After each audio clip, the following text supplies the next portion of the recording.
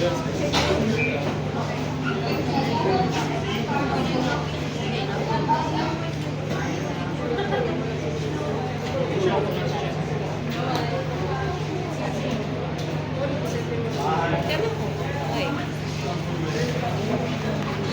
afternoon, everybody. Good afternoon, Muhammad. So, we're the group 4 today. We're going to present a role play about contemporary arts. So, my name is Francis Wanya. I am Catalan of Cortez.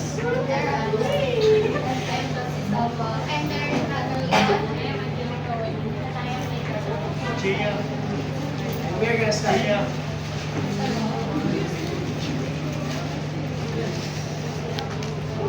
Oh man, I need more money. Let's have more money. Excuse me, ma'am, but the museum's closed. Oh, sorry. I was just wondering if I could maybe take some shots for my video. For your what? For my shots Documentary? for my documentary. Yeah, but the museum's closed. Wait, you look familiar. Oh my god, you're Marilu Diaz! You're the Marilu Diaz! Oh my god, you're multi-awarded Filipino director. I'm a huge fan. You were the one that directed a social lecture, after film about Jose Rizal. You also tackled issues about poverty, human rights, and let's say conflicts. And you shot it with films. Oh my god, you should, actually my daughter went to your film school. I'm a huge fan. But so yeah, of course you can take a documentary. You can take shots for your documentary. But you'll need a tour guide. I don't know. Maybe there's a tour guide. There could be a tour guide somewhere. I don't know. Maybe you can find him. Maybe he's at the basement or something. I don't know.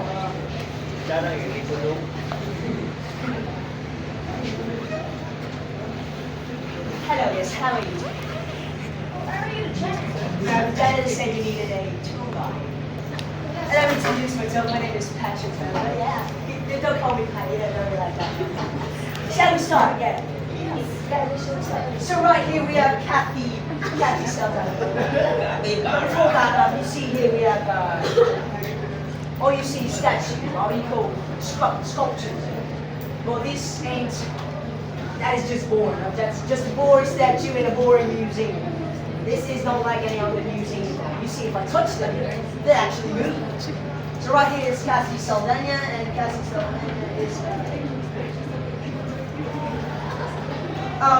Kathy Saldana, born in 1966, is a leading Filipino architect known for her sustainable tropical and resort designs, especially in Dumaguete and El Nido. With over 30 years of experience, she leads PVP plus architecture, promoting climate, smart and exclusive design while championing women in the field. And right here, we have the great Ramon Obuso. Yeah. Ramon Obuso. It says here that Ramon Obuso remained a leading figure in the Philippine cultural perseverance until his passing in 2006. In recognition of his lifelong dedication to folk dance, he was named National Artist for Dance at the same year. His company, the Ramon Obuso Folkloric Group, continued to perform nationally and internationally.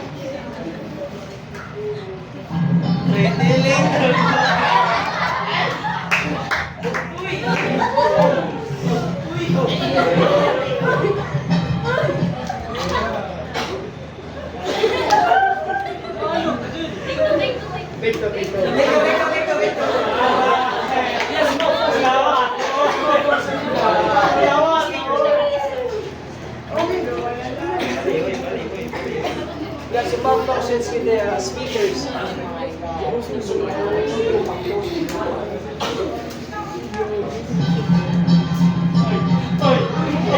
Hey,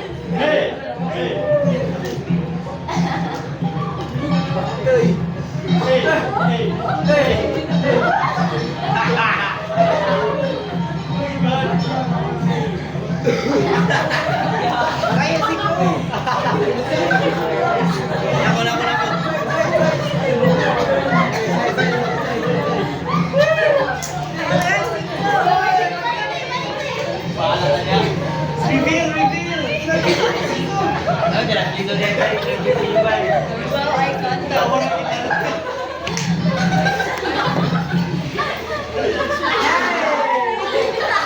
As you can see now, the statues are very accurate to their pictures at the wall. Yeah, this is Ramon Russo. I think he lacks sunglasses or their glasses. That's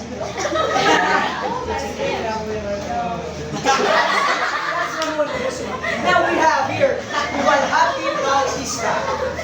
Yeah, Walhati Bautista is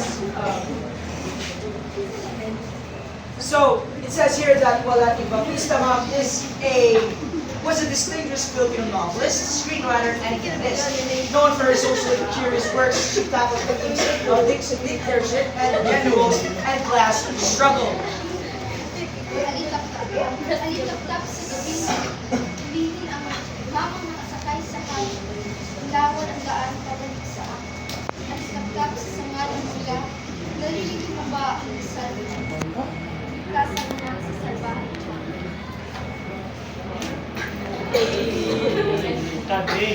And here we have the great Dora Honor. She's from Serbia. I don't know who she is, but she's so, the great Dora Honor is a celebrated Filipino singer whose powerful voice and emotional depth shared original Filipino music, or OPM. She received multiple Awit Awards in the late 1960s and 1970s, including Best Female Singer, Best New Recording Artist, and Album of the Year. Hold on.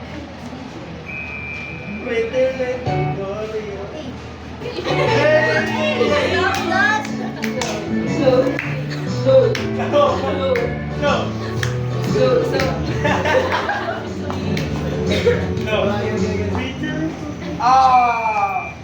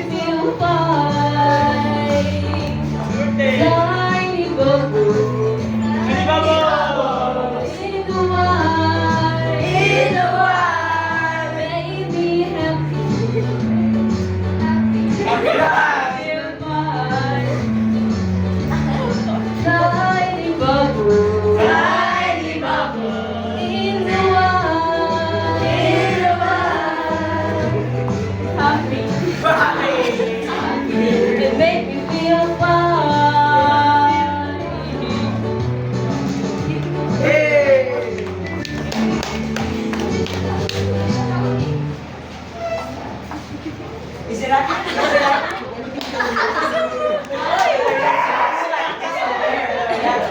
Now we have here, DC Avalon. She works here, so I don't know who she is, let's just read it. It says here that DC Avalon, born in January 1970, was a renowned Filipino stage actress and theater director. In 1999, she was named National Artist of the Philippines or theater. Of course, you are Bitoy, the son of old Camacho.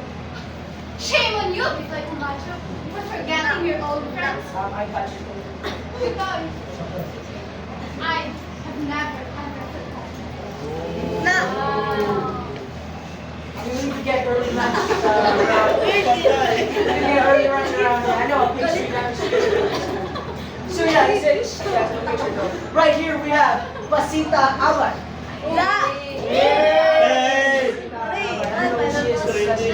So it says here that Pasita Abad was renowned as a renowned Filipino artist from Batanes. Initially a political science graduate from the University of the Philippines, her activism against the Marcos Treasury led her to San Francisco, where she discovered her passion for art.